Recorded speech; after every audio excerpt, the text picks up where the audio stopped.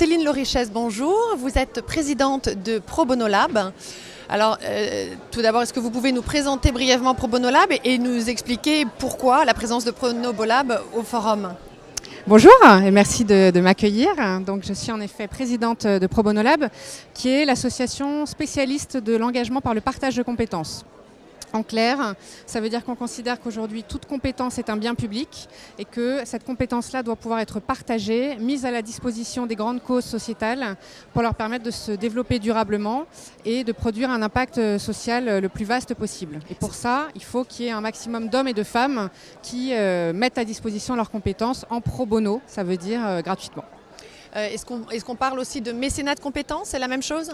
C'est sensiblement la même chose, à ceci près que le pro bono, c'est sur les compétences spécifiquement professionnelles, là où le mécénat de compétences sur le temps de travail peut concerner des compétences professionnelles ou personnelles. D'accord, très bien. On comprend bien sûr votre logique, la logique de votre présence au forum. Ça fait combien de temps que vous êtes présent sur le forum ? Alors sur le forum, c'est une bonne question et je ne sais pas du tout. Donc, en tout cas, c'est logique que vous soyez là. Mais en tout cas, c'est évidemment logique que nous soyons là, d'autant qu'il y a aujourd'hui une plénière qui va porter sur la réflexion sur la nouvelle ère de l'engagement qui s'ouvre, dans laquelle l'engagement des actifs et des entreprises a toute sa place. Donc c'est à ce titre-là que Pro Bono Lab, sur un forum comme le Forum national des fondations et des associations, a toute sa place.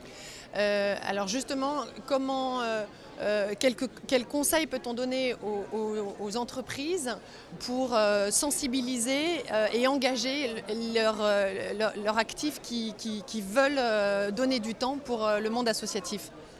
En fait, il y a deux façons de le faire. D'abord, il faut répondre à une première question qui est celle que se pose toujours le dirigeant, le DRH, le directeur du mécénat ou de la RSE, qui commence par se demander si, pour favoriser l'engagement de ses collaborateurs pour des causes, il faut qu'il dégage du temps sur son temps de travail, qui sera forcément limité, ou s'il faut qu'il l'incite à le faire sur son temps personnel, sachant que c'est sa vie privée et que ça ne regarde pas l'entreprise.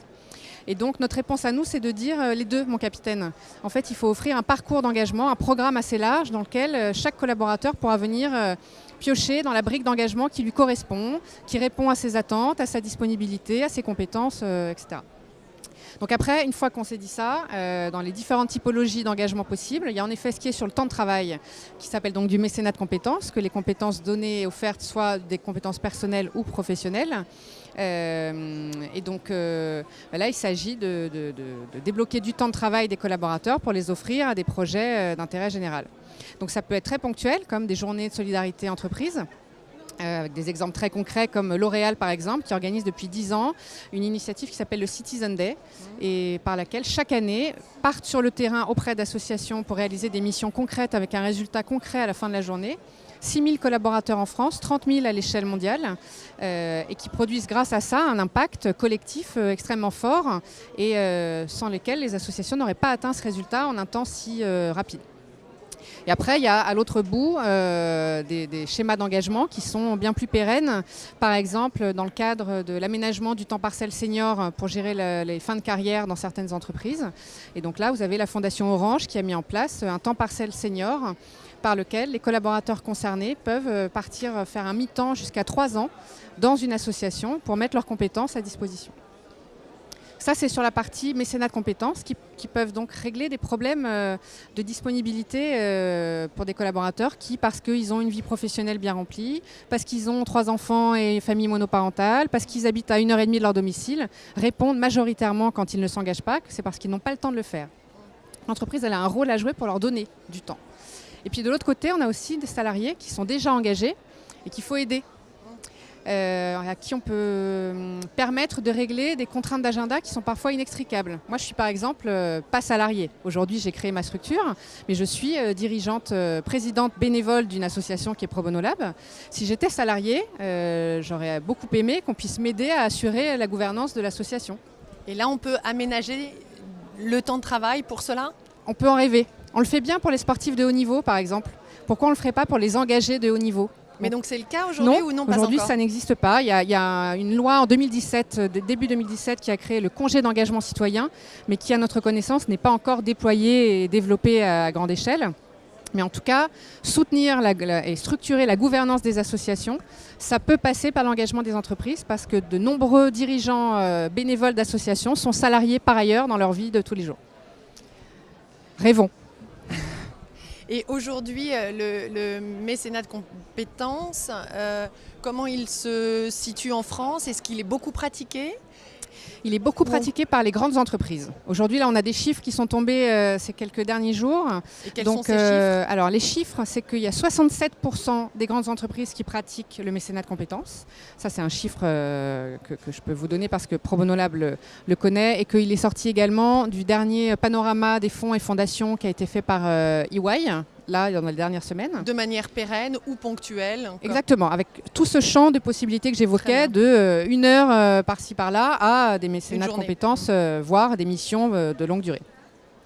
En revanche, quand on regarde l'ensemble du tissu économique français et pas seulement les grandes entreprises, là on tombe à entre 13 et 20% des entreprises qui pratiquent le mécénat de compétences.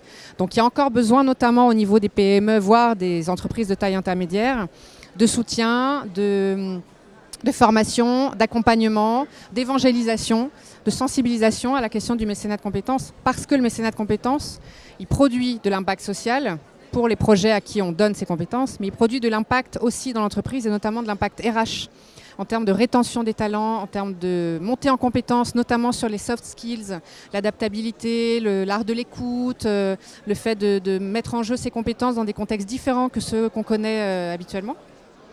Donc tout ça, ça mérite d'être un petit peu accompagné et évangélisé pour que plus d'entreprises encore le pratiquent demain. Et puis on sait que donner fait du bien, même pour les salariés et pour l'entreprise, pour l'image de l'entreprise aussi à l'extérieur. Mais parfaitement. On le dit souvent, le pro bono, dans le cas du pro bono, celui qui donne reçoit et celui qui reçoit donne. C'est très synalagmatique cette histoire, comme dans les contrats, tout le monde y gagne. Et l'intérêt général en premier lieu, mais l'individu qui donne, ceux qui reçoivent, parce que c'est aussi une histoire de rencontre. C'est ça qui est formidable, on n'est pas que en train de parler de projets, de résultats, d'impact, de pourcentage. On parle aussi d'hommes et de femmes qui sur le terrain se rencontrent, font connaissance dans des contextes différents, animés par le bien commun, et tout ça, ça crée aussi de la valeur et de la richesse, parce que l'humain, c'est fondamental. Ok, très bien. Eh ben, merci beaucoup. C'est moi qui vous remercie. Bon salon alors. Merci beaucoup. Bonne journée.